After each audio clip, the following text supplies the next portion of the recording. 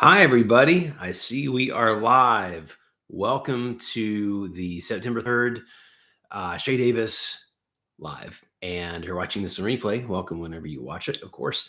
But of course, I'm Brendan Davis. Susie, the other half of the channel, is upstairs doing something and she's going to try to pop in. But the way that things are rolling because of the adaptation schedule for our baby girl, it means that one of us, the baby's home right now. She's not at daycare. And so Susie is working on a project of hers upstairs and keeping an eye on the baby while I'm down here doing this. So, but I have her full push, her fur. I can't speak today. I have her full permission. There we go. To say hi to everyone for you. And I wish she was here for more reasons than that, but this is pretty cool. When I was just under the hood in YouTube for a moment before going live, we have crossed 500 subscribers. So yay us, yay to you. Thank you for being here. And it's really great. I actually did the quick calculation. I checked our uploads, and the very first video that we uploaded was June 17th. On that day, we uploaded a couple of shorts and also the channel trailer video. And so June 17th to today, September 3rd, you can do the math, I'm sure. And of course, that means that it has been 78 days. So it's 11 weeks in a day. So not bad. 500 subscribers. That is really cool. And we appreciate you being here. So let me tell you what we're going to do today. I'm pulling up my outline so we stay on track today. So I want to give you kind of a first, sort of a little quick family update, what's happening as it pertains to us in the channel and all things France, because we have a couple of exciting things going on that are milestones. And one is a milestone. If you're looking to relocate or you have relocated, you'll appreciate this milestone a lot. And again, we're starting at 3 p.m. today in terms of when this has just now gone live, because my baby daughter, our toddler, Genny, is at a new daycare, and there's an adaptation period that's like an on-ramp to get all the kids, situated before you just like drop them off and pick them up in the afternoon or the evening. So what we're going to do today, first, I'm going to get into your questions and comments first, after kind of some introductory little stuff here. So I want to get into that at the front, because I know a lot of people, from what I see the feedback, people watch these, you enjoy hearing usually both of us chat or maybe just me sort of giving you some updates. But I understand, of course, that, a lot of you have asked questions or made thoughtful comments. And so I want to be able to answer those as well as I can. And I want to get that sort of front loaded on these videos moving forward on the lives. The next thing is I want to talk about some of the content that we've had come out recently and the reactions to that. And I'll sort of address it as I'm talking about, going into the comments to give a context. And we'll look ahead to the rest of this week and then what's coming up after that. So without further ado, I already mentioned that, here we go. Sorry, I had to find my place on my placeholder here. So the family update stuff, I already mentioned the daycare adaptation, and that's great. So either Tuesday or Wednesday next week is when we basically take her in the morning and then pick her up in the late afternoon, early evening, 6 p.m. I guess it's technically early evening, but it is also afternoon. So, but the big news is tomorrow, drum roll. Sorry, probably sounded great on my mic. Drum roll, please. Tomorrow is the magic day when Susie and I go so she can pick up her residence card. Long time coming. Really excited about that. It unlocks all these other things for us that I've gone on about extensively on previous lives we've talked about, and I talked about on the podcast. If you saw the podcast that posted yesterday, as I do this and as we speak, it was Tuesday yesterday. Talked about it a lot. Excuse me. The video, her video about the residence card drama, fortunately has a happy ending. And in that video, she talks about all the things the problems it creates in terms of job search and certain logistical things and just travel, being able to actually freely travel and not worry about having problems at the borders with immigration. And there's a lot of travel coming up. We'll have more to say about this as it sort of firms up. But at some point in the next few months, we need to go back to China for probably about a month. That'll be its own. We'll do like a big video about it. We'll talk about it on lives and podcasts, and there's the whole strategy of how do I deal with YouTube, because YouTube, is blocked. And when you use a VPN, every expat in China and every Chinese person who wants to access the unfiltered internet uses VPNs. But the problem is they're always being blocked. So everyone, when I lived in Beijing, I had 4 or 5 VPNs at any given time. And it was always a roulette. Okay, which one will work today so I can check my Gmail or do a Google search versus Bing, which, sorry, sucks. But, and now that I use ChatGPT, can't use ChatGPT in China. And, with the VPN too, your upload speeds tend to, I think the technical classy word is suck. So live streaming would probably look like pixel vision, like pixelated video from the 80s. Uploading these giant video files of the things we produce, it'd take days. So I was already telling Susie that I'll probably have to plan some trips across the border. Her hometown is in Inner Mongolia, which is northern China, and it's the China side of the border with Mongolia, and Mongolia doesn't block the internet last time I checked. So I'll probably have to literally take some trips to like Ulaanbaatar with a week's worth of videos to upload, and we'll see. Anyway, we'll get into that more later, but this isn't happening next month. It's going to take some time, probably 2 or 3 months from now. But anywho, that's sort of a little sidebar. And again, the reason I have an outline is so we don't do too many of those. But this residence card for Susie is a big step. It's important. Next up for us, we have to renew my Chinese family visa because it expired. It was a 2-year residence visa for China that we got when I first went back there in May of 23, before we moved here proper in December. And it was valid until May of this year. And I haven't set foot in China. I've been to London and the US a few times, but haven't set foot in China. So in terms of the live schedule on going forward, I believe, I don't know for sure yet, I believe next week could go back to being at noon Paris time. We have a few, I can see a few people here. So hello to those of you watching live. Appreciate it. I don't know if it doesn't, the difference between noon and 3 p.m. isn't a huge difference for people in the US unless they're an early riser on the East Coast and they have time to watch a YouTube live stream, in which case, hello, if that's you. But in terms of logistics of doing the live, once the baby is going to daycare, she'll be dropped off in the morning and then we'll pick her up in the evening. And that means I'll finally have like a full work day to be able to to sort of work again. So we'll play with the time of the lives in terms of what's coming up. But let's get into some questions as promised. And I hope to do it in 5 minutes, and we're 8.5 minutes in. It's not too bad. For me, that's pretty on track. So first of all, the healthcare video. I'm going to need to go open up this page here. The healthcare video that I posted about the differences between the U.S. and the French healthcare systems. Tons of great comments. And I want to scroll through a few of these here. Let me go. I'm scrolling back in time. And I need to go back to basically when that video came out and see where they pop up. So,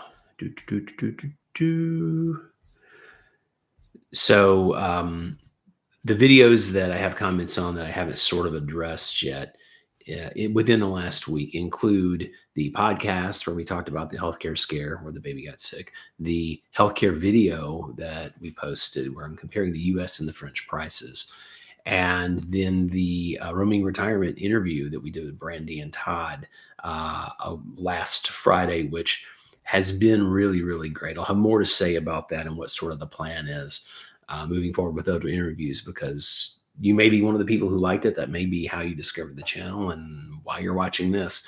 So I'm really happy. We're really happy with how that interview came out, and people's response to it has been awesome. So more about that in a minute. But lots of interesting comments. Lots of interesting comments this week. So let me kind of dig in here under the hood. Have to flip back and forth in browsers. So had a few good questions specific to um, had a few that were very confusing, but I kind of addressed those in the last live. So several people had mentioned that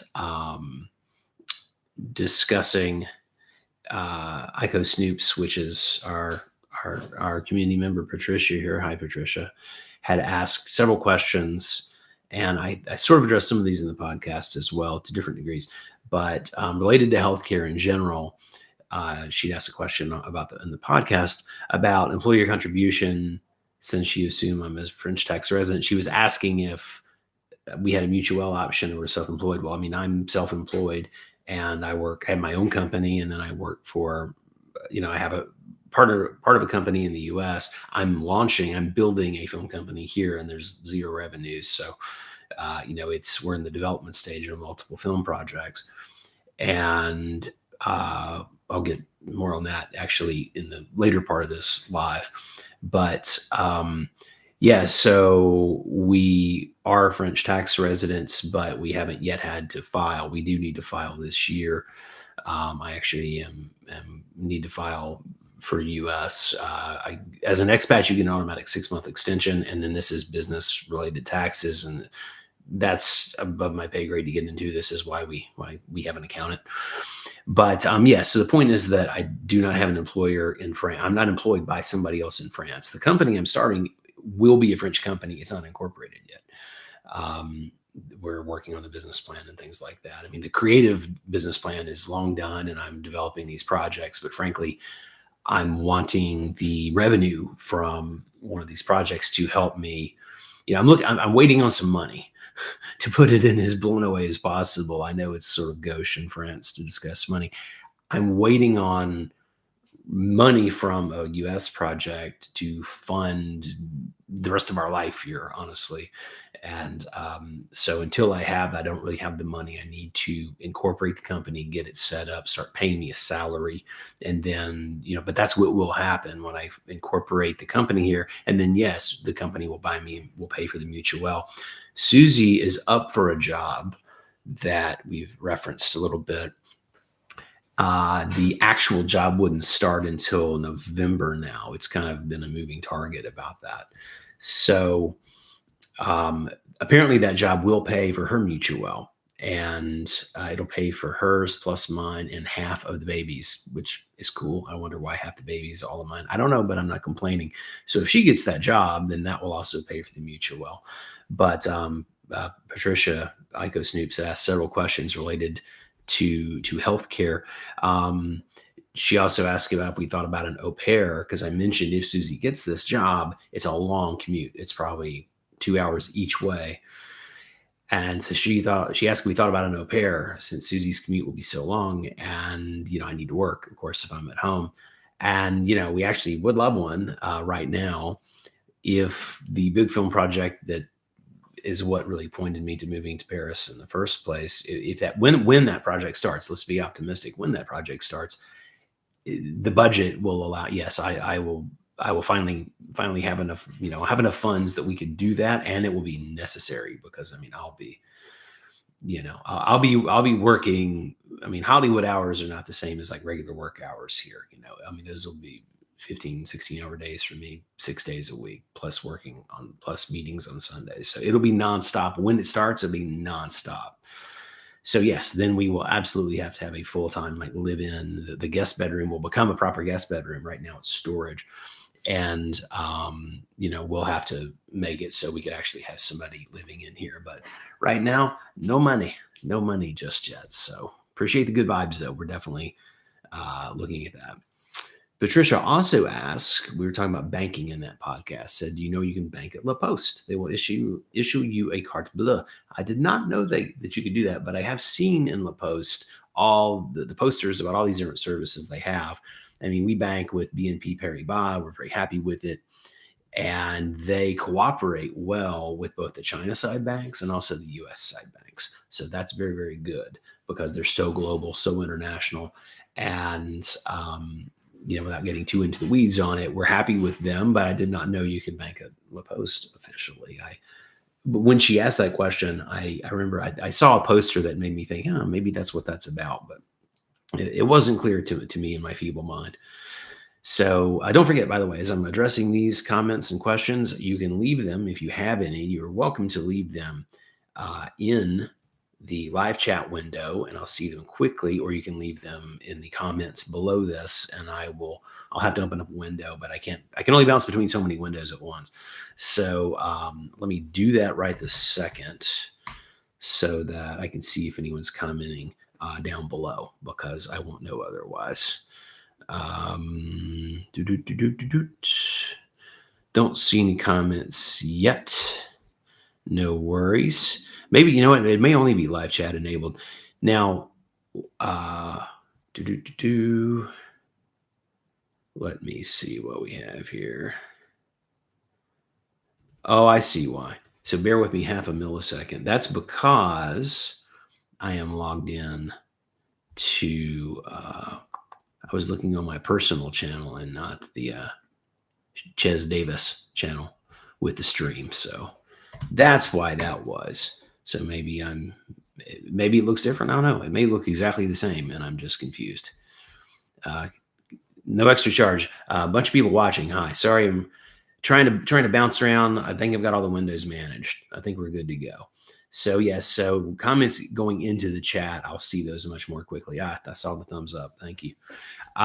So also, several comments again about the roaming retirement video. I'm kind of going in order from oldest to newest comments. I'll try to group things in themes as much as I can, but I don't want to miss stuff. So Patricia again commented how much she loves the roaming retirement channel and pointed out they're very charismatic. Their visuals are great, and people like watching them, doing what they're doing, because you can imagine yourself in Nice at a nice cafe or walking along by the port or something. And she suggested, some of the similar things that we could do ourselves here, like taking Genny to the Jardin de Luxembourg, the Garden of Luxembourg.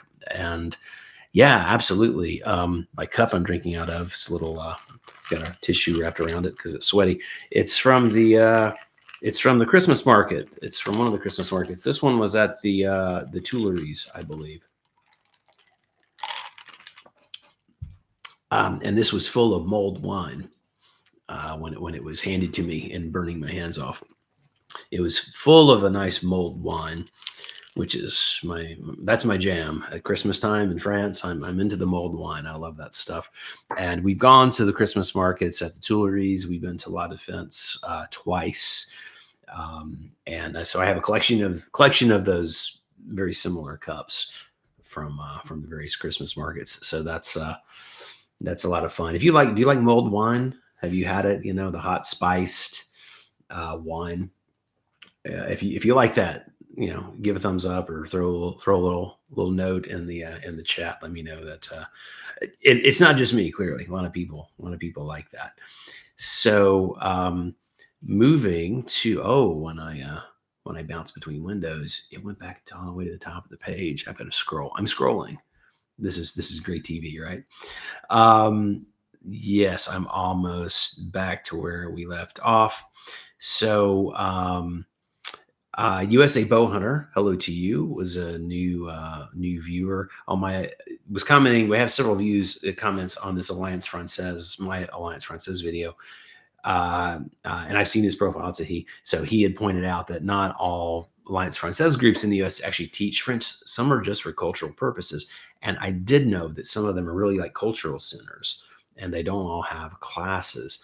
But he mentioned that he had attended. I had asked him if he goes to events, at one near him, and if so, what's it like? And he said that yes, he said yes, sir, and he's a full-grown man too. So respect, sir. Thank you. He mentioned that he attends one in near his home in Tennessee, and they have like a monthly newsletter and activities, and He did mention some members don't like to help you with your French if you're learning. So it sounds like from his comment and my own little digging around, it sounds like perhaps those are really more for expat French or fluent, basically maybe more for like expat French as like a community center sort of thing. If you know, say more, please say more below. Rooming retirement folks, Brandy and Todd, so fun, so awesome. And we had a whole bunch of interaction. They were saying, thank you so much for having us. Had a great time talking with you. And I absolutely loved it. Susie loved the video. She popped in at the beginning of the conversation, but yeah, she really enjoyed it. There was a comment from maybe Lac Meadows, LAC Meadows, 4092. Susie's Alliance Friend Says video had thanked her for going through the course syllabus. And they were saying it's very informative and useful because they're trying to decide where to start their French language program. And curious, I mean, I think this is clear in the video, but long video, you might miss a moment or it's playing while somebody says something. Lac Meadows asked if was curious that you mentioned you took A1 3 times. Was that all at AF in Paris? And where is the current language program you're working on? So yeah, Susie took the A1 intensive like we both did, and we talked about this a lot. So if you're watching this, I won't belabor the point. She took that there, and then I took it the next month. And since then, there was some home study in between. And since then, she found this school called, in English, you'd say Centre France Asia, Centre France Asie. Sorry, that's a terrible pronunciation of the word for Asia. But she loves that. And actually, Monday, she starts back up and she's going into A2. And she is only actually signed up. I understood incorrectly. I didn't misspeak. I spoke what I thought was correct. I thought she was doing 2 sections. She's doing 1 section of A2. She's not doing back to back like she did with A1. Because she took A1 twice, like literally 2 classes a day, different teachers, etc. But yeah, so she's going into A2 and she's going to start studying for the B1 exam. Simultaneously, there's a B1 test that's like one of the certified tests. She's going to do that in I think she said it was November is when that actually pops up. Oh, hi, Susie D from Canada. Cheers. One of my favorite countries, eh?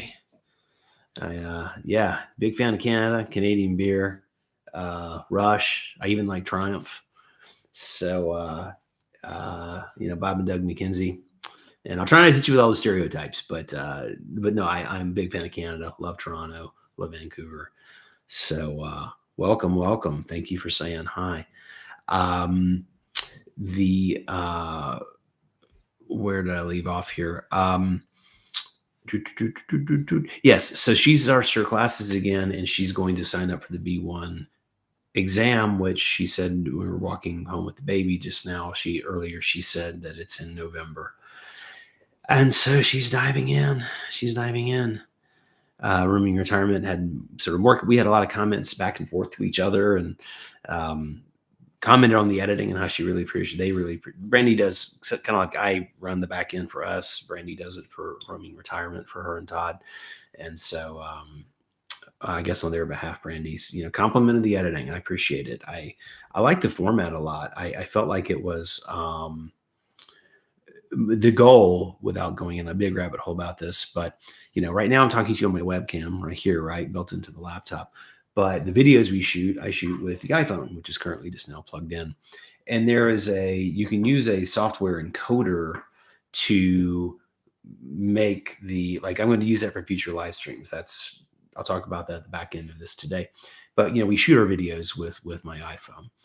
And for quality's sake, the way we did that was I had Brandy and Todd use their camera that they shoot their videos with. And I did the same thing on my end. And we put our cameras, like our actual cameras, just right above the webcams. We got on Zoom for the conversation and recorded that. So I had a way to sync it all up. And then they sent me their file. I have a file sharing service I use called File Mail.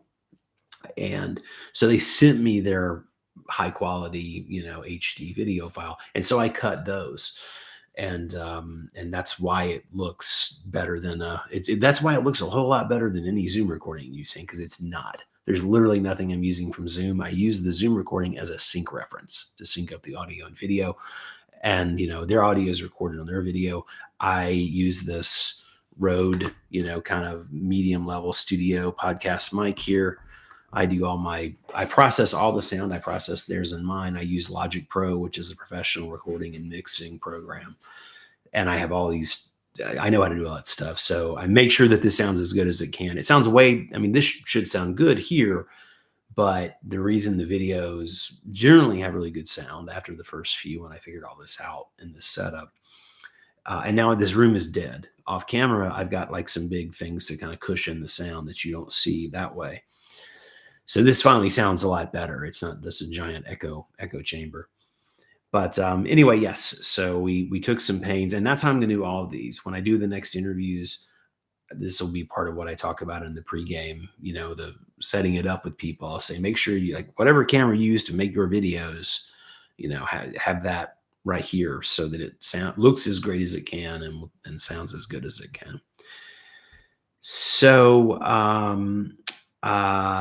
Slick Salmon, our buddy, who has been very engaged on the channel regarding the roaming retirement. He had asked some questions and he had some comments. And specifically, he said, I get the sense that for rich American retirees, and I don't know that Brandy and Todd do well. I don't know their personal business. They're doing well, but they're retired from like long professional careers. And I guess and he was an economics professor and she was an ad exec. So, with being an economics professor, I assume he knows how to manage their economics. So good for them. But Slick Salmon had mentioned, I get the sense that for rich American retirees, getting a long stay visa is easy. However, renting an apartment is not. This is true. Landlords want to see steady income, not wealth. And this is true. But what I mentioned is that, we will do a follow-up on the process of renting in detail. We've covered this at an overview, right? We've covered this in several different videos. The Americans moving to France, which again, even if you're like Susie D and you're from Canada, the Americans moving to France video, it applies everything in there pretty much applies no matter where you are. So my focus was talking to Americans because Americans wanting to move somewhere is a giant topic these days. For lots of reasons, which we get into the sorts of things on the podcast a little more than I will right now. But I framed it that way for that reason. And frankly, so YouTube would know who to show it to, all that kind of stuff helps YouTube to serve it up to people to see if it's for them or not, of course. But we will do a detailed talk about how you manage all the levers of operations of your life here. We'll do detailed videos on all those things, specifically with renting.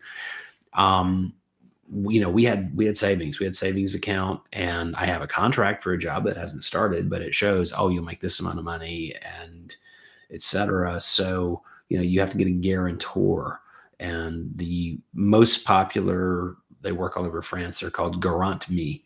It's the most popular company. I guess they're the biggest. But there are a few other, and you can get guarantees from your bank. You also can get a personal guarantee if you have someone locally who can vouch for you, who is like a French resident already. But then they have to get into like, I have some good friends here, but no one I want to say, hey, will you guarantee our rent?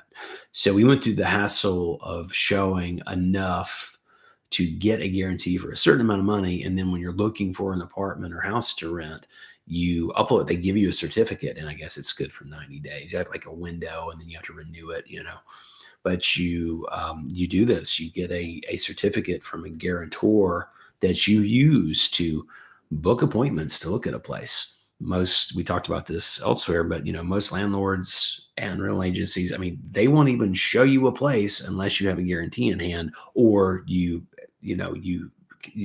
have your paperwork that shows you make enough money. Like you already show, well, here's my French tax returns, and they see what you make and they go, okay, well then you're qualified for up to this amount of money for rent. So, we'll get into the weeds of that just a bit. Um, and Also, one of his follow-up comments, he mentioned that he responded to me. I responded in some detail to his post, and he said, "Well, you have more knowledge of this than I ever could." He mentions he was introduced to this rental issues by Les Frenchies, who we all love, who are mostly Paris tourist focused, but they're amazing. Who outlined their own problems finding rental in Paris. According to them, the fact that they had money wasn't good enough. In fact, they offered to pay the rental in advance, but that wasn't acceptable. It's not. It's not. You cannot prepay like a year. Say you saved up some money, you've got some money, you have some assets, but you don't have like regular type income. You can't just say, "Hey, let me prepay." You can prepay. I think, and it may be different by city. I don't know. When we do that video, I'll do the research and I'll have the actual information. Right now, this is top of my head from memory, but you cannot prepay. I think you are only able to prepay like say 3 months. And we couldn't have prepaid a year for this place anyway. That wasn't an option for us, just financially. But if maybe it's an option for you, you can't prepay that long. But frankly, what you can do is if you have that money that you could prepay, while you show them that you have that money somewhere or you have that amount of credit somewhere, and then that would help you to get your guarantee. So that's probably what they did. I haven't seen that. I've seen probably 100 like Frenchies videos. I haven't seen that one. And I'm glad I'm reading through these comments because that reminds me I wanted to track that down and actually see how they did it, like how they made it work for them. And Vane Fromage. So hello to our friend Daniel, who's in Paris now, and we need to schedule ourselves that lunch, Daniel. But he said, "Wonderful, informative interview. It's great value to learn from the stories of others that have blazed the path before you. Thank you all for sharing. You're very appreciated. You're very welcomed." And yeah, that's why we want to do these, and that's really the focus of the channel is being helpful, being entertaining with the more fun Friday sorts of things, and kind of building our community. And again, you're part of it. You're watching this, and unless you're clicking off this second, you're part of it. If you have to go do something and come back, you're still part of it. But yeah, we're glad that was useful to you. And then there's somebody that's trying to. Sounds like they're basically trying to sell me SEO optimization, and I already have it. It's called ChatGPT.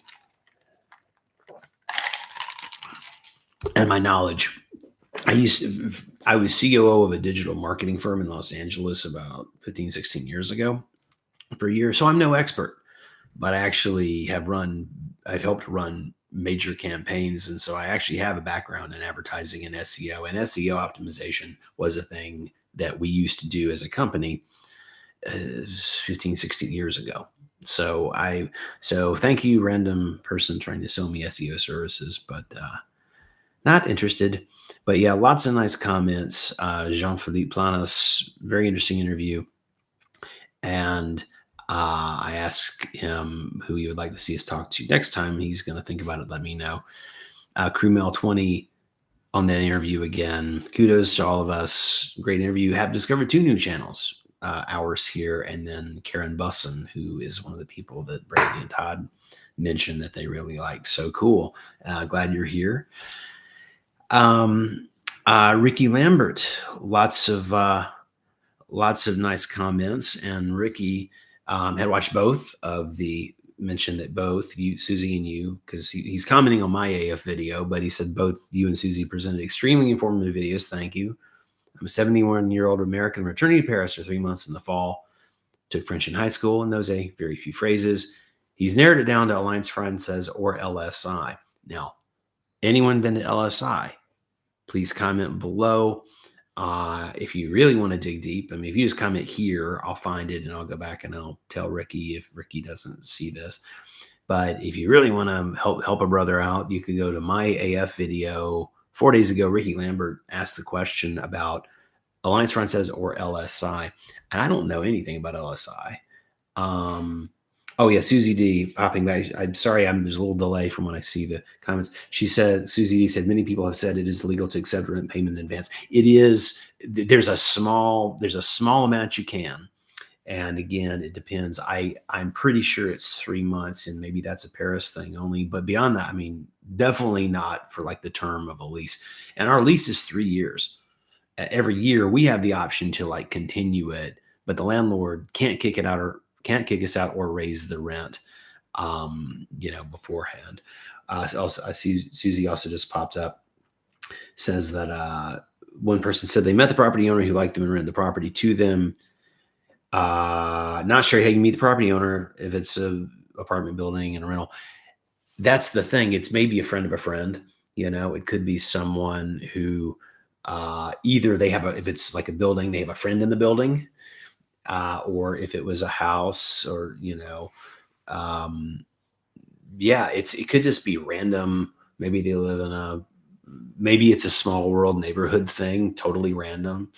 Could be through some other association. It's almost certainly it's either one of those really crazy coincidences that always take us by surprise, or it's they met somebody who knows, or maybe they just ask around. It's totally possible that they knocked on a door and introduced themselves. It's probably someone's friend, like my local friend, who's one of my French business partners, who lives 3 blocks away. We moved 3 blocks away from my friend Eric, and and so whenever he and I have like walked around, I mean, we popped in the seamstress. I can't tell you the last time I needed a seamstress, because I have a needle and thread and I can sew a button on, but he introduced me. We were just walking by and she was there, and he stopped to say hi, and he made a point of introducing me to her and vice versa. So, and he was like, she's the best. She's where we've gone for 20 years. She's who you want to use. So it's something like that. It's like that nice warm introduction to someone. So going back to Ricky's comment, he was asking about LSI. And he said, I'm most concerned about the instructor, since it seems only tutors come with an English speaking instructor. I know, at least in the AF, as we said, they teach in French, although my teacher was fluent in English and was, she was not speaking English like voluntarily, but I could coax it out of her if I needed. If my ignorance was so overwhelming, she would resort to English to clarify things. And she would chit chat in English a little bit when we were in lesson mode, but in lesson mode, no, French, French, French. But then he Ricky said, I won, and my Susie wasn't as fortunate. He says, he's listening online, says, who is your instructor? My instructor was Mathilde, and I think Mathilde was awesome. Huge fan of her.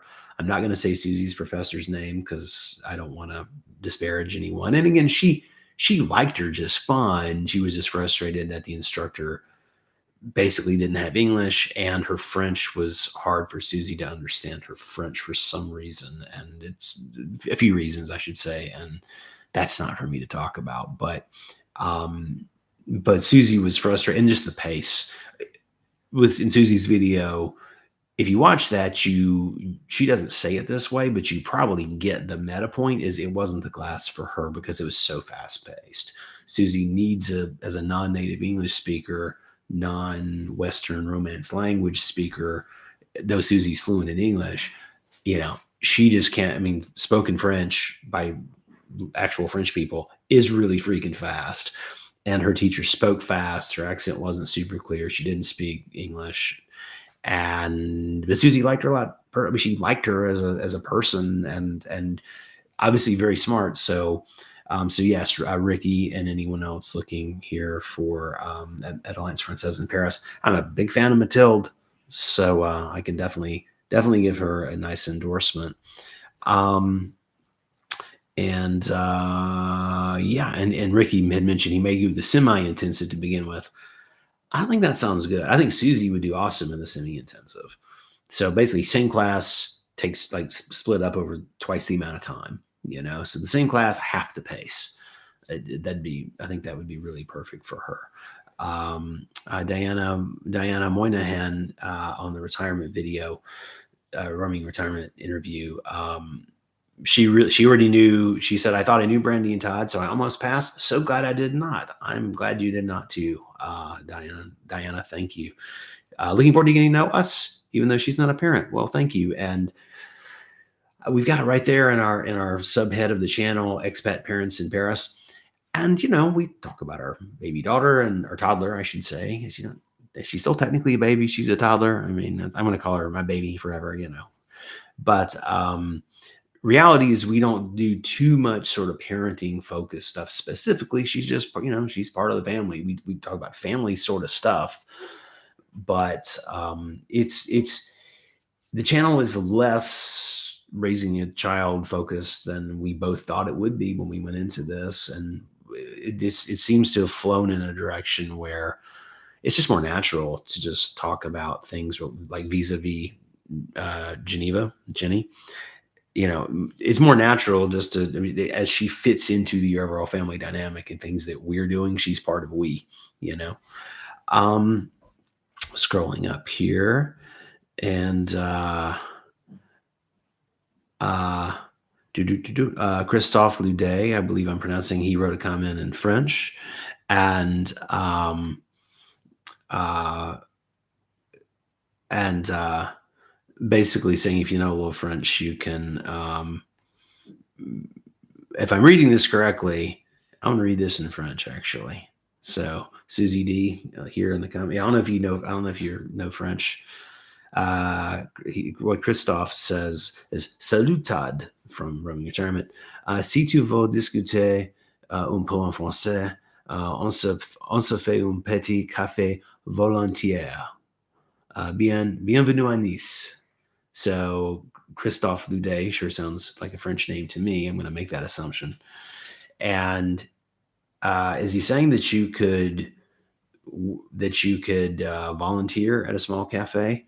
I'm not quite sure if I'm catching the nuance for that, but he was welcoming them to Nice, so that's nice. Sebi Daki. Hi there, Sebi. I got to a comment I'd missed from Sebi. I responded earlier today to something they'd said, but Sebidaki says, he's French. He subs to their channel. He really appreciated the interview, and in other places he's made some comments. So the as I get closer and closer to we're up to 3 days ago in the comments as I go through this, and I'm not reading every one, but I'm trying to cover all the ones that are sort of the most, the most sort of. Some of these I'm picking one that sort of encapsulates several people's comments. So if I miss yours, apologies, but you can holler at me in the comments and I'll shout you out in specific detail if I miss something. Sorry, the browser reset again. Almost there. Bear with me. Yes. So related to the Susie residence card drama video. This was actually a bunch of comments on one of the shorts from there, but Ico Snoops, Patricia, hello, had mentioned, at the time we released these, we said it's August. She said it's August in France. Nothing gets done. Monday will be September 1. So it'll probably be some movement over the next week or so. You were correct, ma'am. You were absolutely correct. As we've discussed, and when I replied, I said yes, and big news. She'd gotten the text yesterday at the time I posted 3 days ago. Which is almost exactly, I think one more day would have been 10 weeks exactly for them to remake the card that got messed up in the first place in manufacturing. So, like I said, we're going to shoot before and after tomorrow, and we're going to have a big celebration about the residence card being in her hand and 500 subscribers, as I said at the top of this broadcast. Super, super pleased. And she said, congrats. Thank you much. And then she posted a comment that I'm going to try to compress a bit, but this is a interesting / scary story, and it's a good question. I think we're good. She's mentioning it as a cautionary tale for us. I feel like we're good, but I'm a film producer by default. I'm a writer director is I'm a writer director who became a producer out of necessity and then remain one out of self-defense. And it's really my main career. And the big movie I refer to, that's like the Parasite movie, I'm producing that. Everything else I'm doing, I'm primarily the director, although I'm also a producer on that stuff.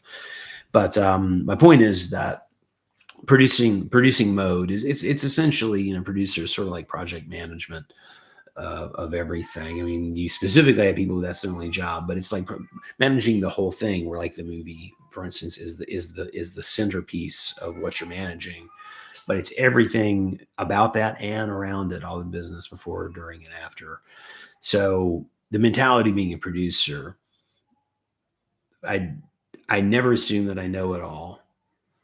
I mean, everybody has their confidence and their moments where they're feeling themselves, but I never actually assume in my sober, where it matters time. I never assume I know it all, but I have done the research. And if I get something wrong, I correct it, I fix it, et cetera, as fast as I can. But anyway, Patricia mentioned that she had a somewhat cautionary tale. They said they had a dear British friend who lived in Canada many years, married a Quebecois woman. He had a lot of money, they all caps lot, while she had very little. So they retired to France pre-Brexit. She says that I assume he could do that and bring her as his non-EU wife, since Britain is part of the EU.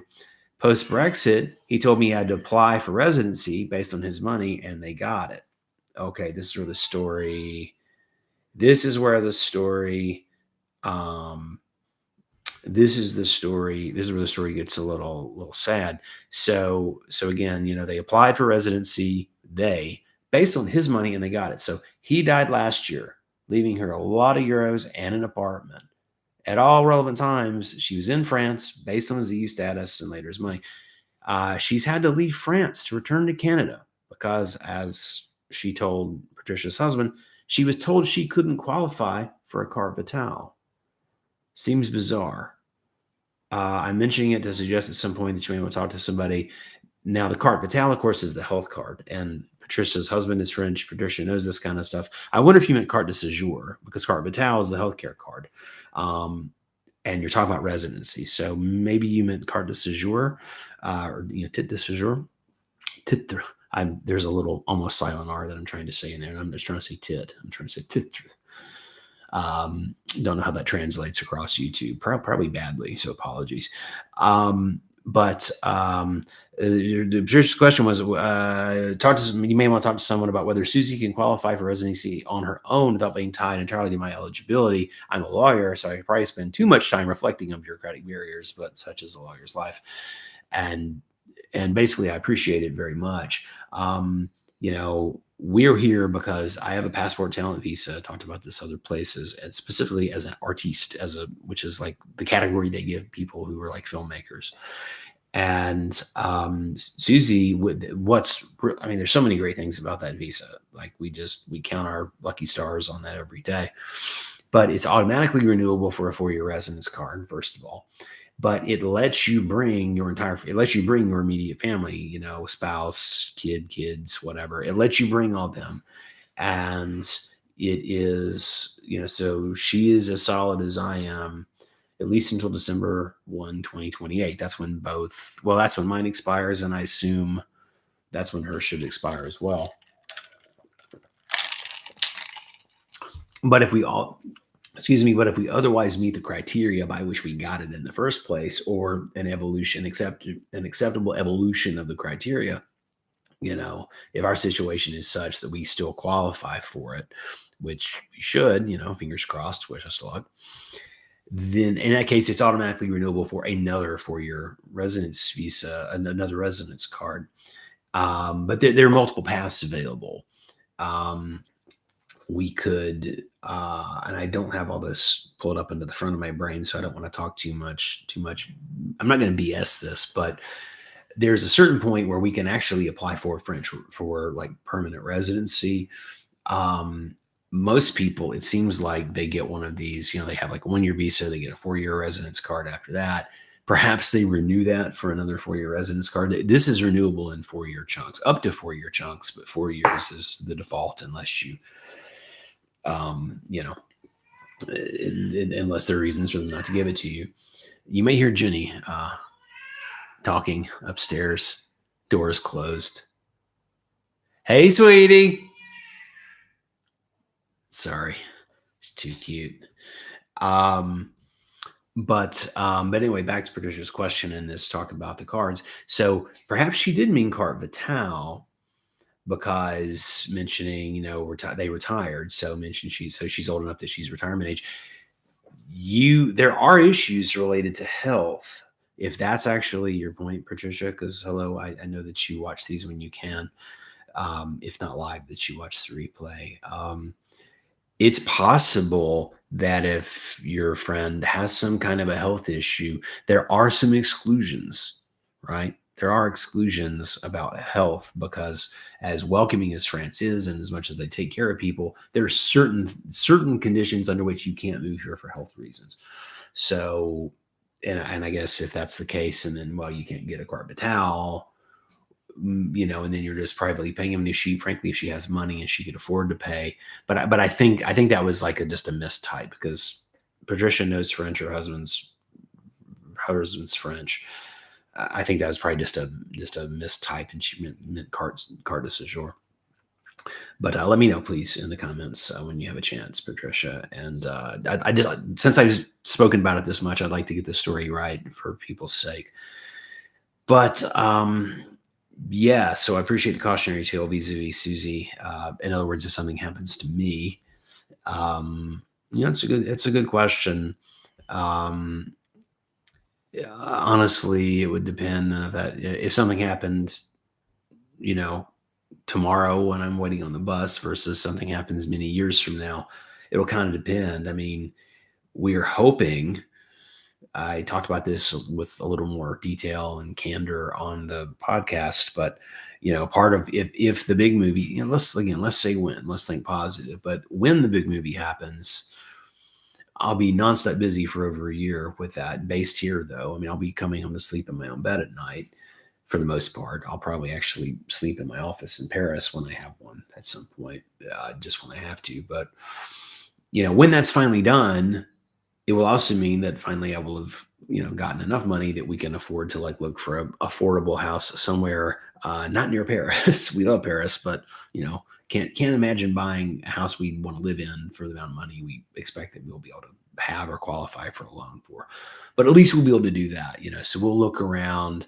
We plan to stay in France is the point. So in 2 years' time, hopefully we can buy a house. So in other words, a year or so before our residence cards are up, we fingers crossed, knock on wood, and rub a rabbit's foot if you have one handy, if you have a rabbit handy. We should hopefully have enough, be in a financial position to be able to buy a house and also show we have some money socked away by that point in the bank. And my own film company, separate from that, my own film company by then, I certainly hope I've got another film that's ready to make. If not, I hope I have something set up. I mean, I've got something don't want to jinx myself. I have something kind of close right now. So thank you, Susie. Fingers crossed as well. And we will hopefully have enough of a flag planted where we own, a nice little house and our daughter born and raised here. And I have ongoing projects, etc. So, and Susie will be legally a part of the company, I mean, she's not in the film business, but she will legally be part of the company. She'll be like one of the directors of the company. So it'll be her company too, is the point, and legitimately. And so she'll have a salary because she'll do the books. She's a CPA. She's a U.S. She's registered. Her license is in New Hampshire. She sat for the CPA exam in San Francisco. She flew from Beijing to San Francisco to take the CPA the first time when she first got her CPA 10, 12 years ago before I knew her. But she renews her license whenever it comes up, and she's moved in a few different states, have different rules about where's better. So she's a New Hampshire registered CPA currently. Point is, she's good with numbers and math and money and all of that. So she will be the accountant for the company books. Movie accounting is its own weird little specialty that she could certainly learn. I don't think she's interested to learn it, but yeah, so hopefully we have enough of a flag planted that we're good, and we're working on that. If something happened to me, tragically unforeseen, shorter term. I mean, kind of don't like to dwell on the mortality, but you have to think about it. And if something happened to me sooner than we were able to get ourselves situated, I mean, it kind of depended on if she had a good job here as well and could support herself and Genny plus whatever insurance she would get for me from and I don't know. I know she loves it here. I'm not. She's a volunteer, not a hostage. We're both volunteers for this experiment enthusiastically. So, and we wouldn't want to pull Genny out of this. This is the only society, only culture she's known so far. We want her to know a lot of cultures, but we want this to be home, as it is now. We want this to remain home for Genny. So that's a little more philosophical answer. And let me scroll back out to some more comments. And some folks, Our Paris Dream, and we followed their channel now too. So thank you for us. I believe we subscribed to each other, if I'm not mistaken. They were commenting on the roaming retirement video that they just moved to 65 in Central Paris. Many challenges, but here we are. So welcome here as well. And they're documenting their journey on their channel. And I know we're subscribing to them.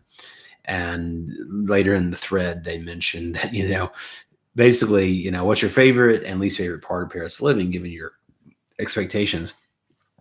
Settling in and learning patience. And for me, the language, whichever one of them was commenting. Seems that everything takes forever, LOL. And agreed. There are a few comments that we're about to get into some juicy stuff. Oh yeah, I see where we are here. We're about to get into a little controversial stuff. I had some people having philosophical smackdowns in our comments, not even with me or us so much, but pretty spicy stuff in a few places. This isn't quite spicy. There were a few comments I didn't kind of understand.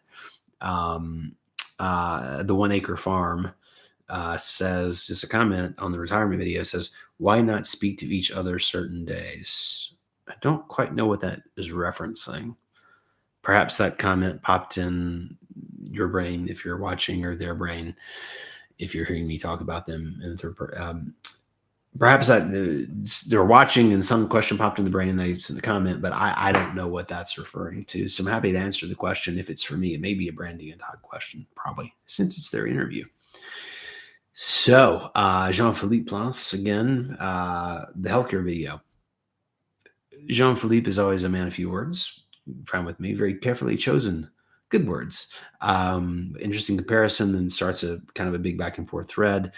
I thanked him and said, I thought this would be eye-opening, regardless of which side of the calculus, what someone is on. He agreed. And, as he said, the grass is always greener on the neighbor's yard. And yes, and I told him that we do very much prefer the grass here in France in that regard and others. And then someone, Joe Carey, had a comment that, and later he has other comments where I realize his name sounds very, very English to me, or American, but elsewhere he says he's French. He says, typically American, the pace of life and the life without stress, you can try to do math, but happiness is not a number. And so not native English speaker, I mean, good English, but I can't quite parse. I ask him, but, I sort of ask him, I thank him for watching, and I say, I have to take exception. Thank you for watching, although I have to take exception to that point, because I am among the least typical Americans you'll ever meet. I think, I'd like to think on a good day that I embody some of our better qualities, and hopefully few, minus most of the worst ones anyway. But, I guess that's not ultimately for me to determine, but that's the goal. But Joe comments, when we get into the spicy stuff, the saucy stuff, here in a moment, and we're moving toward the end of these, so we're almost caught up with comments. I'm probably about 15-20 more minutes on the live, just total, so everybody knows.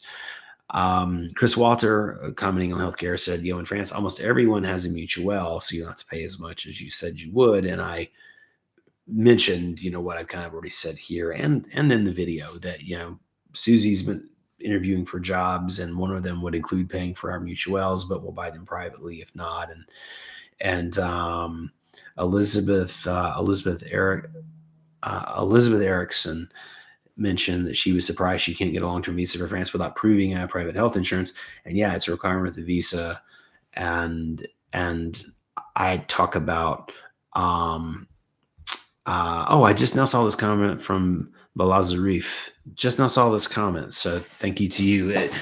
Balazarif is in part of the YouTube comment SmackDown section that I'm getting to, but I just now saw that he also commented. I'm pretty sure his avatar is of a very male figure. I did, if I'm wrong, correct me please. But I get a masculine energy from Balazarif, is what I'm saying. But anyway, with Elizabeth, I answered that she was surprised that she had to have the private health insurance for France. And I explained the workarounds, but basically get a comprehensive policy that covers your move until you can get into the private system. And actually, once you're here, you may find something cheaper, essentially. There are other comments more recently from earlier today where I get into the weeds of that, so I'll save the details on that. But we had a Cigna policy, as I said other times, that it was a 1-year policy, but you could cancel with 30 days notice. And that's what we did. As soon as we got here, we found an alternative.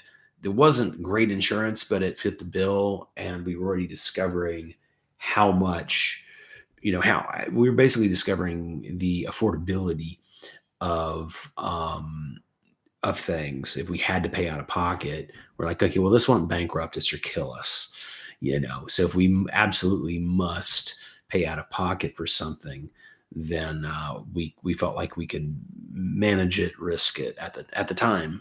At the time we had enough resources to be able to feel okay about that.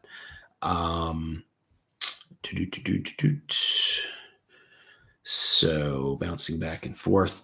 And then Balazarif, the new comment that I'm just now seeing, thank you for this, mentioned, it says that companies generally pay 50 to 60% of the top up, often the best deal for the money. So you'll have to reach out to the insurance company once you get it to improve your coverage if needed. And he's mentioning choose Fres Real over 100%, as 100% referred to convention prices, especially for dental and optic care. Thank you. So real fees, Fres Real. Fres, I'm pronouncing that wrong. In English, you'd say phrase reals, but Fres Real. And which matters because, as we mentioned, like Susie's OBGYN is a Sector 2 doctor and charges over the convention rate.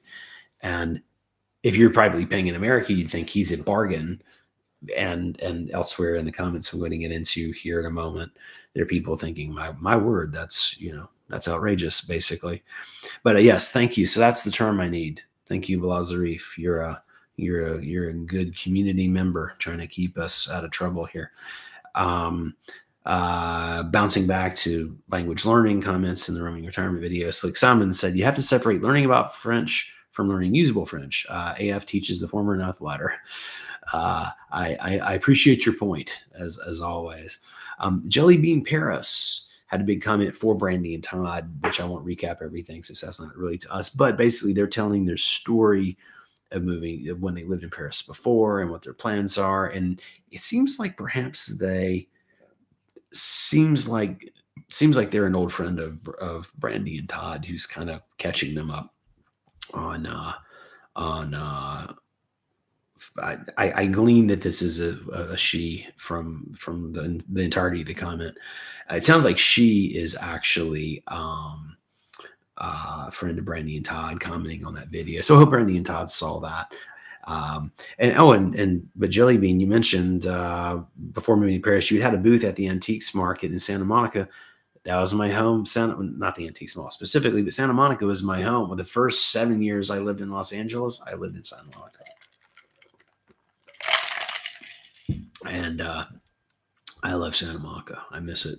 I miss it frequently. Susie, thank you. Susie is giving us some awesome comments here. I'm going to circle back to this when I'm done with the ones. So don't go away. I want to thank you in more detail and read these for everybody. In the live chat, if you're looking in the top chat, and I think I clicked the button that if you're watching the replay, this should be viewable to you. I hope it is, because Susie D here is putting a lot of links to a bunch of great channels, many, but not all of which I know. but we'll talk about those in just a minute. So, Zeitgeist 888 on the healthcare topic. It's always surprising just how much difference there is between U.S. and French healthcare costs, no matter how many times you hear it. So he was mentioned, Zeitgeist mentioned they're interested to hear about our carte vitale process and the mutuelle. I've heard but not verified that some regions in France cover 90% instead of the usual 70 on the carte vitale. If it's true, what regions, why the difference? Before I could get to it, it's a little hard for me to Saint-Pierre ou Corsu or Corsu, Saint-Pierre. I think it's Saint-Pierre ou Corsu. I apologize for mangling your names. Interesting username. It's hard for me to, but they mentioned this is the Napoleonic law that affects Alsace and Moselle. They are reimbursed 90%, but the payroll tax is also a bit higher. And I have heard there are different regions. And when I did my comment that I had before we kind of crossed, maybe they were typing and hit send as I was typing, and right, maybe they hit send on their comment right before me. I didn't see it till later, but we do plan to do a detailed video on that whole process, and we'll do some research. I'll burn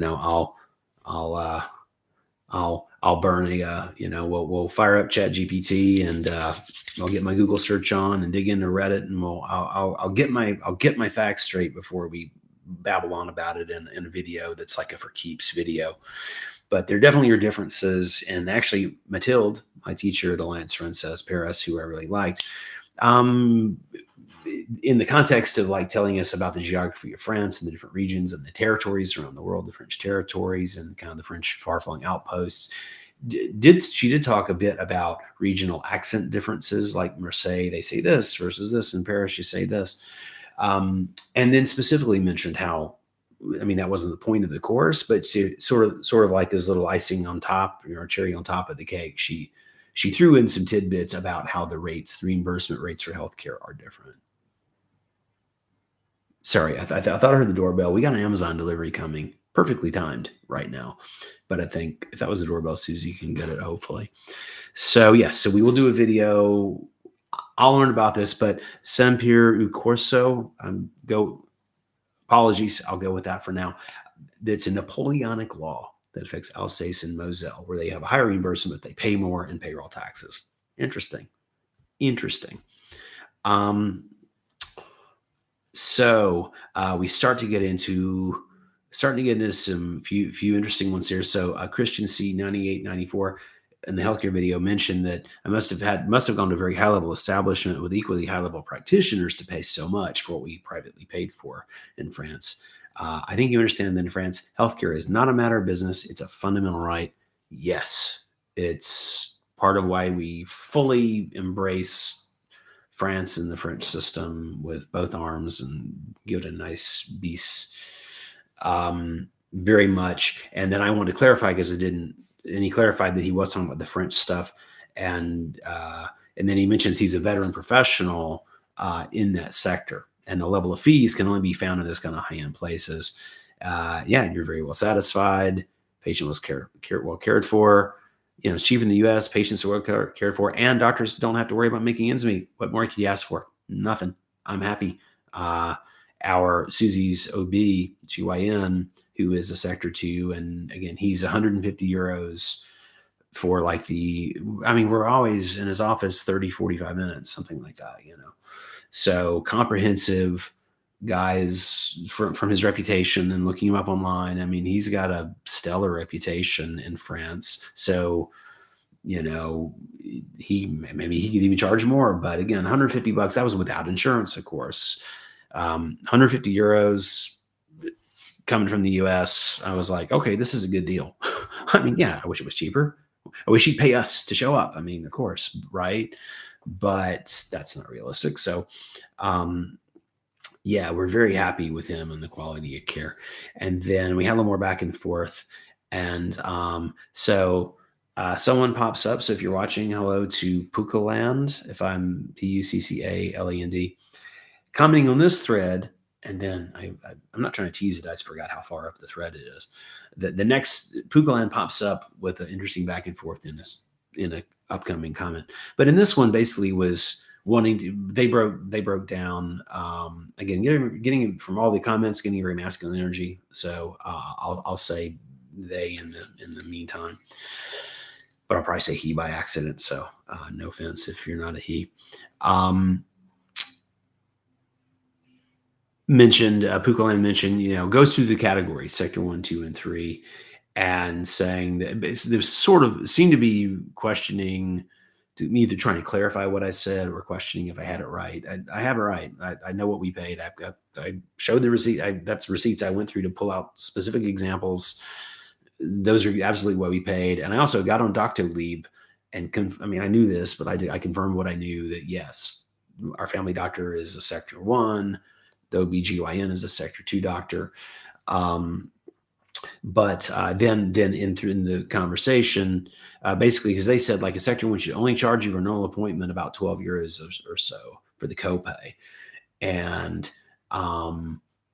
some of the examples I had discussed with the GP visit were specifically, once we were in the system, we have the carte vitale, right?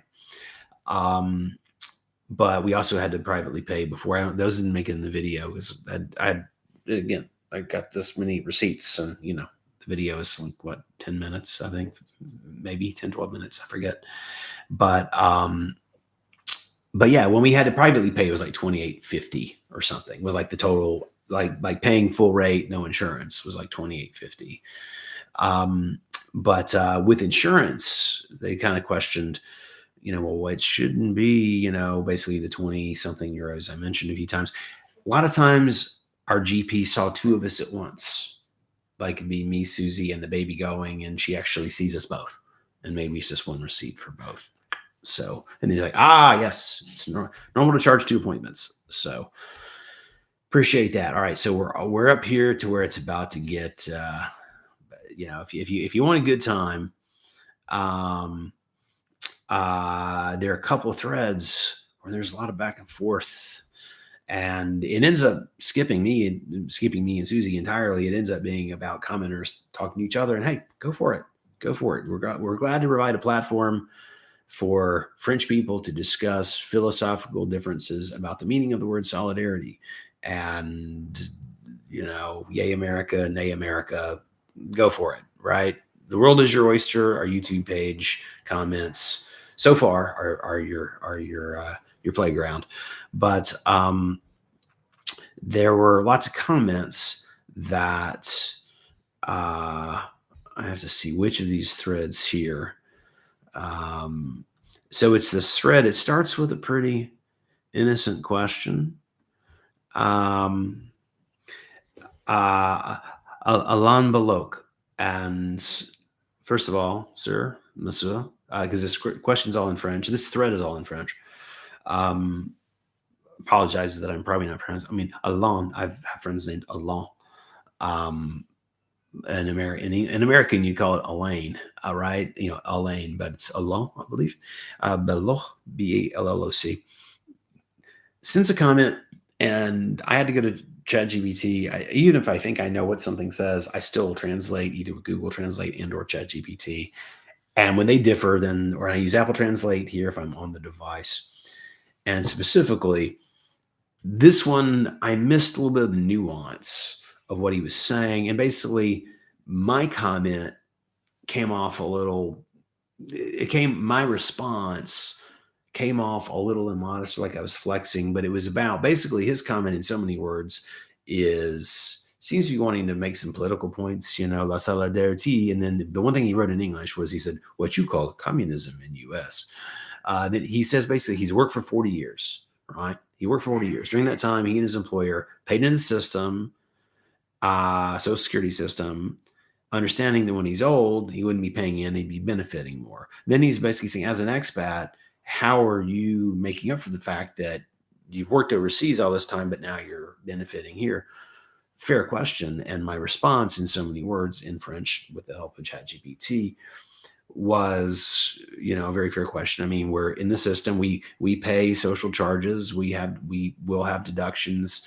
As soon as we make money in France, we will have deductions. Meanwhile, we privately pay like the difference, for things. So we have the carte vitale. But, we are contributing and we will be contributing in many, many ways to society.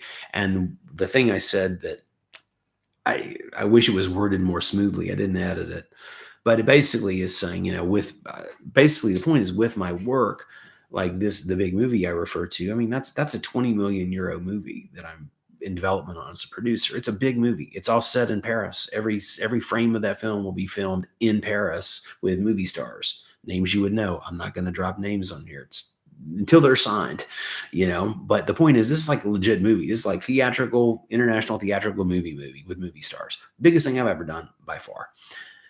So fingers crossed, right?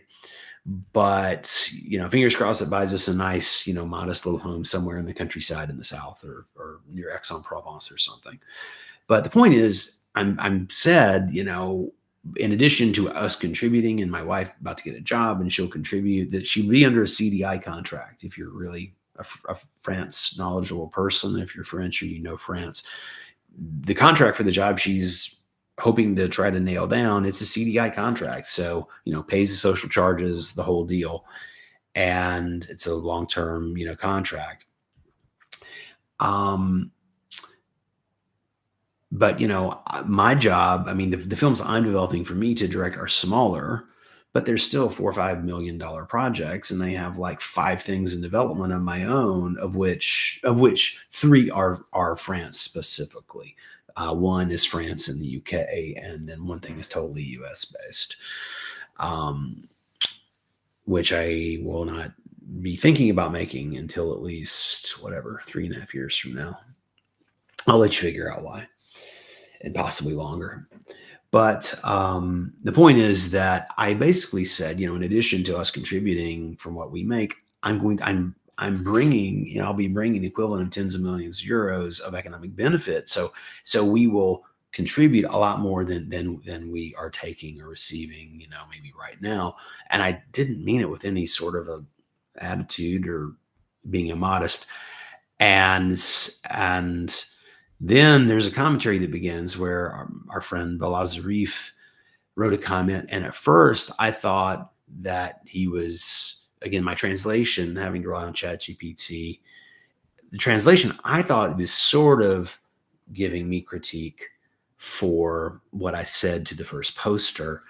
And so I wrote a thing that essentially says, I'm so sorry. And actually, liberty, equality, fraternity I have a deep personal connection to those ideas, those philosophies. I'm a Freemason, long time Freemason. I'm in the Scottish Rite. It's a meaningful, huge part of my character and who I am. Don't talk about it because it's like yes, I wear a ring, but until I said this, you probably just thought this was some clunky jewelry, right? So it's very meaningful to me. And I live my life by a certain code as well as I can. And see, there I go. I'm not trying to sound high and mighty or anything. My point is the concepts of liberty, equality, and fraternity, that infuses my fraternity. That infuses my life for 20 years. So my response to the original poster was simply to say, hey, look, no, we're actually, we're doing our best to contribute. We're trying to bring stuff to help that system. We're bringing projects and work for people, and we're excited to contribute more meaningfully than just if we have our jobs and pay our taxes. Our job, in our case, my job brings more jobs here and creates more jobs for French people, right? But anyway, Blazarif, I was responding, and then he said, basically, it's like, basically contrary. I'm not responding to you. He was critiquing the original poster, and then in English, I can't let ignorant people talk about solidarity while questioning your contribution. It only shows he has zero knowledge about who pays what and who contributes what. I don't want to be political, but it seems he is completely brainwashed by years of class division. Solidarity is a word most French understand and cherish, but there are individuals like the original poster who hides behind to express a complete opposite feeling. I appreciate that. I feel like Blazarif has been a community member and commenter a lot, and is obviously, very intelligent, very considerate with what he says, and has had smart comments on a lot of other places. So, my intention wasn't to, I mean, you do you, Blazarif wants to have philosophical back and forth with anyone, obviously, please feel free. And you're right. And I'm learning stuff. I'm learning stuff from what I see. But essentially, I'm not trying to critique the original poster because I get it. I translated this and told Susie my Susie, because I see Susie D. I'm getting to you. You're the icing on the cake here on the comments. I'm almost through this thread when I finish talking about this one. So my point is that Susie was very sympathetic to similar. There was someone a week or so ago who had a comment, and the man was frustrated because of his administrative hassles, his delay getting his retirement in that case. And she was, oh, that poor fella, that poor man, that's gotta suck. And yeah, so Susie's always quick with the sympathy. And with this, I have sympathy for the original poster. But I appreciate Blazarif very much jumping in to clarify at least their take on what they were saying, that it was, and they said, appreciate the positive things you said vis-a-vis us in my situation, and complimenting the ability of French that I do have, and we do have. And we talked about literacy and culture, etc. a bit. And then Pukaland, who had the, helpful, thoughtful comment a little further down, sort of gets into a bit of a back and forth with Blazarif. I'm not going to try to recap that all, but if you speak French, search under this comment. If you speak French and you want a little free soap opera, there's an interesting philosophical back and forth on my healthcare video. It's under Alain Bolloc 1583. It's the thread replying to his original comment. So to Alain, thank you for watching. Appreciate you watching, and apologies if I misunderstood or misstated. I say this in the comment, I'm saying it again here, apologies if I came off wrong. That wasn't my intention. And I think I just probably over clarified my intention. And yes, thank you to Blazarif for your kind comments and observations, and, kind of feel like you'd kind of have my back a bit. Appreciate that. And Pukaland, I feel like you're super engaged, and it feels like there's some back and forth jabs. They sort of have a very philosophical debate, but very, very interesting and very pointed. And it's above my pay grade to consolidate it, but I appreciate this back and forth. And it was still going as of as of overnight. It was still going. So I may have to fictionalize. I may have to use this in the film. It's pretty good. All right, we're almost to the very, very top of the thread. Linda Dorman, hi Linda, mentioned that she mentioned that she enjoys watching Brandy and Todd on the retirement video here, and other content creators in Nice and across France. So she says, as a single woman without children, I would very much appreciate hearing from older women, 50 plus, who moved here. So many of these channels are couples like ours, but there are specific topics that only apply to individuals, such as qualifying for a long stay visa on one income, finding a studio or one bedroom apartment, safety and security, eating a restaurant by yourself, etc. And I told her, first of all, yes, thanks for watching. And we're all in the Brandy and Todd fan club together.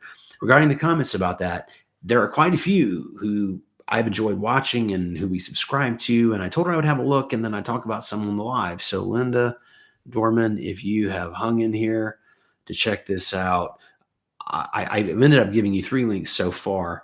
There are multiple. If you look under that thread, if what I just mentioned, if Linda Dorman's comment applies to you, I list several. There are quite a few excellent. There are a lot of like badass grannies, basically, or ladies who are in their 70s and might be, could be a granny. Several real badass people who have done this solo. And I'm sure there's some fellas as well. But because Linda asked about women specifically, there's some that I already follow, and I just did a search earlier to okay, here's one. So yes, there are a lot of those. I give you 3 links to get started. Team CoPro 652. CoPro is in film co-production. Are you in the film business? If so, holler at me.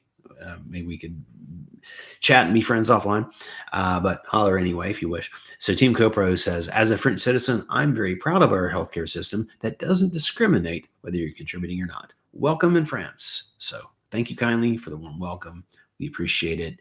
And I mentioned the healthcare system here's definitely a point of pride that every French person should take comfort in. And my experience is that they generally do.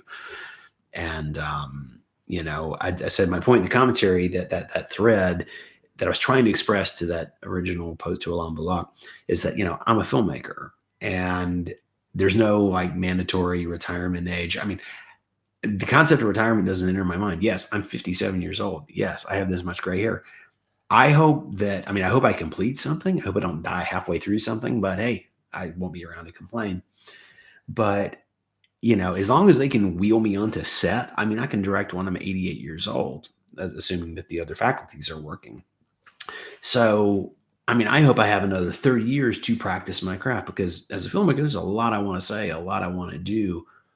I'm endlessly fascinated with so many things. And so I want to explore many, many, many things in film. I have a very diverse kind of development slate. Personally, many things that interest me that kind of come my way that I think about getting involved in maybe as a producer. So I expect to be here, contributing, based here, even if I maybe have a project that shoots somewhere else. I expect to be based and living here and paying French taxes 30 odd years, so fingers crossed for good health and success. So I got a great video on the AF. Thank you to that person with okay. So we're almost done. And then I'll bounce over to the chat and I'll wrap this up. But Temporary Folk, hello to you, has a good channel about her move. She and I gather her male partner, I'll say boyfriend. If I have that incorrect, apologies, but I believe I heard man, and I believe that's how I understood it. But discovered your channel from your comment, so nice to meet you. She said that she'd be really interested if I made a longer video about how I'm pursuing filmmaking in France and how that's going for me. And she talks about, she's from the US also, went to Berlin to study film, the industry in the EU, but there's so many quirks regarding getting jobs, language, visas, taxes, etc. Love to hear how other non-Europeans are navigating this, especially as it seems you already have projects lined up. Yes. And I told her, thank you so much. The quickest way to do that would be to maybe instead of making a proper video that I'll on the next podcast, you've given me something that this can be a chunk of the next podcast. And it's a fine line between a live and a podcast, but the podcast is obviously I'm trying to answer people's questions specifically. That is a whole topic I can think on and organize my thoughts and give you some tips. But the super short version, since I raised the question of hers, if you're curious, is that we've been developing the big project that I'm the producer on. We've been developing it. I signed on to produce it in August 2018. We came to Paris in February 2019, having shot a proof of concept short film in Los Angeles with that double up for Paris, the interiors, and then we had some stock footage, and we found an exterior location that looked like a Paris alleyway. So we shot LA. We shot LA as Paris. Then we came here for a month, went fashion weeks. It's set in the world of high fashion. I've talked about this a lot of other places, not to belabor the point. But that film was set up to go, and then the pandemic screwed us. Then it took 3 years to get it back together, and then the Olympics kind of screwed us because you couldn't get any permits to shoot. And so now we're hoping that we can start prepping this next spring and shoot basically a year from now. That's the current trajectory. But along the way, we got into the system with Film France. This project is like authorized. We have like whatever it's called, but we have like basically the film has its like social security number, its authorization number. There's a project number with Film France. This project, we have local production services company who are vendors who are like the local line producers, because I'm the producer. I'm the producer who's partnered with the director. We're two sides of a coin. There are local producers who do like, where do we get the catering from and where do we park the trucks, and they handle the nuts and bolts stuff. I'm the guy who hires those guys. So we have those guys. One of them is my friend Eric I mentioned. So I'm trying to answer your question a little better. Temporary Folk is we've been at it for a while. I didn't show up and start knocking on doors. I mean, we started making trips here, and this project is long in the works. It's kind of a bigger budget project, so it's a little more high profile. We have big cooperation from some major brands. I'm not going to name drop brands because anything could happen between now and when we shoot. I don't want to talk a bunch of shit. Basically, as of right now, we have a lot of name brands you would absolutely recognize, of like the highest of high fashion, are part of this project. So yeah, so that's different. But meanwhile, I'm an indie filmmaker as a writer director, where I have projects that I'm trying to put it together the old fashioned way, where it's like money from the US or other parts of Europe or the UK, working on getting some money to get enough money to make a deposit on an actor who will green light the rest of the financing. And it's sort of the basics of how you put together a film. Again, I'll get into detail on the podcast because, I mean, it's interesting. Most people who end up asking me about this have been interested, but I don't want to ramble on too much right now because I've already been rambling on, been going for a while. So yes, I'll get into that on the next podcast. Thank you so much for that. I think I mentioned, I'm referencing it today's live, and I'll address it more fully in next week's podcast. I'm doing exactly what I said. And then Patricia, on the podcast, the most recent one that just aired yesterday, she's not going to be there for our NFL live watch alongs. Well, that's okay. I appreciate everything else you watch and comment on. So we talk about that on the podcast. I won't belabor it too much here, but I'll talk about what's coming up here in a moment. After I wrap this up, I'm going to look in our chat thread, respond to some of what Susie said, Susie D.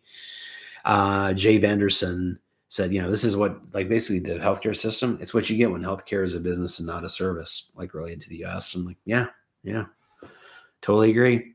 And then lastly, of the legacy comments that I see, I'm going to hit refresh in case anyone else has commented as we've been on the live. Oh yeah. Ooh, quite a few more. Wow. Okay. Well, I'll do a lightning round. Tino asked about the insurance thing. So I discussed that. I don't even want to mention this company. I mentioned it. If you look at the healthcare video, look at my response to Tino.1, asking what insurance company do we pick after canceling Cigna. We chose them. They meet the minimum criteria, but they got a lousy reputation. Like, we didn't have to use them. I don't even want to mention them here. But they work. They are well established, and they do let you check the box that yes, you have the insurance, and they're way cheaper than Cigna. SH Freund, hello, my friend, commenting about the appreciating about the childbirth in France could be free, and how basically healthcare providers everywhere love to help.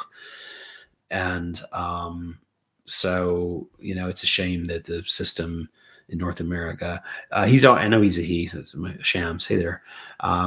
He's very respectful of all these all cultures here, but basically saying it's a shame that in North America it's a lot harder for the healthcare providers to practice their craft without the problems that they have there.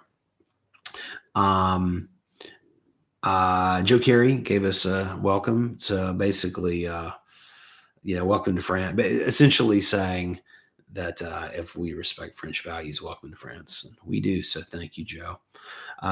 Type on tape. Had a nice note of thanks about the podcast. Thanks for life updates. Feels like we're catching up with friends. That's what we hope these are.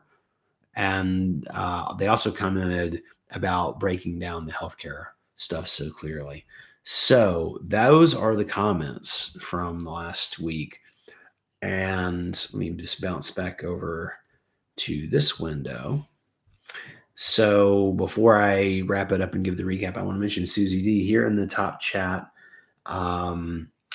Lots of great comments. And what I'm going to do, I'm going to screenshot this because I don't have full confidence that I'm going to screenshot all this. I do not have full confidence that this will save when we end the stream. So I have just screenshotted. So now I have it. So I can, Susie references a bunch of channels. I guess it mentions that she follows a lot of Americans who moved to France And she at last found a couple from Canada to move to France. I love France and live there through you. Well, very glad that, very glad for that. Sorry, you'll be chewing ice. Just kill your ears. Apologies if you're got this cranked up. Hopefully the internet saved us here. But yes, several of these we do know. Postcards from my golden years. We follow them. We follow the French country vibes, fired up in France. I follow Susie. That's Susie. All these Susies. This Susie, my Susie, this Susie. Border Life, Chateau Lagorce, yes. Many of these. Baguette Bound. We talk about Baguette Bound a lot. We love their channel. And Life on Rue de Chateau. Yes. So many good. Oh, Susie D. Yes. Let me know about that. Thank you. American Nevada Chateau was in the film business.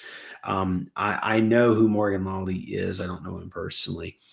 Go enjoy the show you're going to watch. Thanks for hanging in here, Susie D. And we'll see you next time. I've got all of these screen grab. So I'm going to start to land the plane here. So again, coming up this week, we have a fun Friday. This week is our East Meets West Hot Pot. I'll mention this is the first one that I basically fully scored it in Logic Pro, which is my audio composition and production platform. I mean, day to day, I use it just for the videos to clean up this mic and make our audio sound as good as it can. But really, it's for making music and stuff, and you can import a film and score it in there as well. And it's a combination. I'm using all beats, but I did my own thing. I edit them and do things to it, and they're affected. I'm just like generic beat, drop it in, loop it. I'm a little more advanced than that.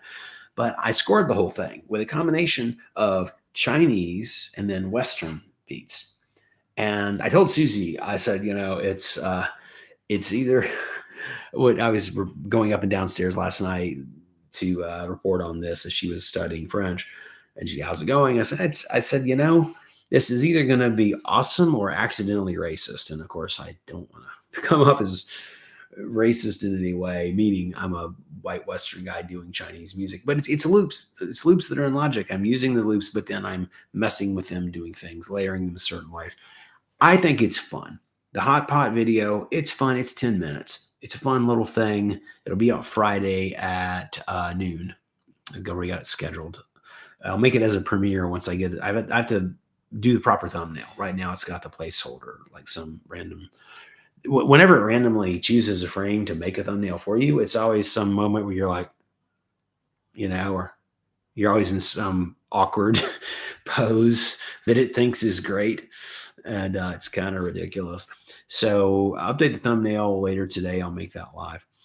So I think the Hot Pot thing is fun. And then Sunday is the NFL International Series kickoff video. Now, again, we're not becoming an NFL channel, but I want to highlight for people who are even kind of moderate football fans, these international games, we've been to two. I've been to one with Susie. I took my mom's husband to one last year. So much fun. So much fun. You cannot believe the vibe. So I want to try. It's going to be a short video. This is going to be 4 minutes, 5 minutes. I want to convey the vibe, and I have enough video, and I have enough pictures, and I will have the honest enthusiasm from the memory in my voice when I tell you about it in the video. It is so fun. You get to see the flags of both countries, and I have those on video from the two games I saw where they're rolling out the American flag, singing the national anthem, bringing out the Union Jack, singing the British national anthem. The fan energy, the rivalries are friendly. There was no jerk behavior, as opposed to European football, aka what we call soccer in America. No offense to anybody, because I have some friends some friends outside of France who are massive, soccer fans. I'm saying it this way just to be clear what I'm talking about. Their matches are known for like fights and riots and people absolutely just doing horrible things. The vibe at these NFL and international games, and my 2-game limited experience, but what I've heard and seen from video and heard otherwise, it is amazing. And you will see every team represented, every hat, jersey, clear stadium tote bag, everything possible. You will see it there. And people who they see somebody geared out on the rival team, it's friendly and it's always like they end up loving to talk about or that. They talk about like that one game, like when we're like in the beer line or the food line or the bathroom line or whatever, and the ticket line getting in, the check-in line for tickets. You get tickets in advance, of course. But the rivalries, the conversations were all more like fun and friendly, and like they're like, we got you on that game. Like, oh yeah, but you do this, but yeah, we got you here. It's just not the same aggressive, nasty energy that you get in some US games. And it's certainly not the European football energy. It's not that at all. So if I could be at any one of these games, I would be there this year. And so this video is going to be to kind of share the experience with people who can't make the trip.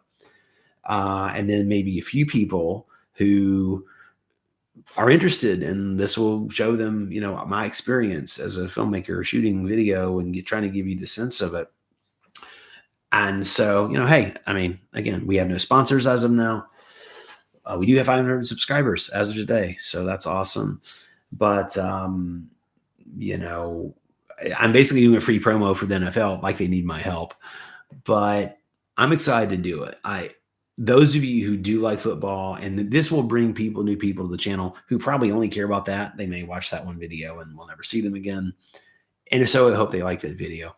But we will be doing, as I mentioned elsewhere, I will do live watch-alongs of the European international games.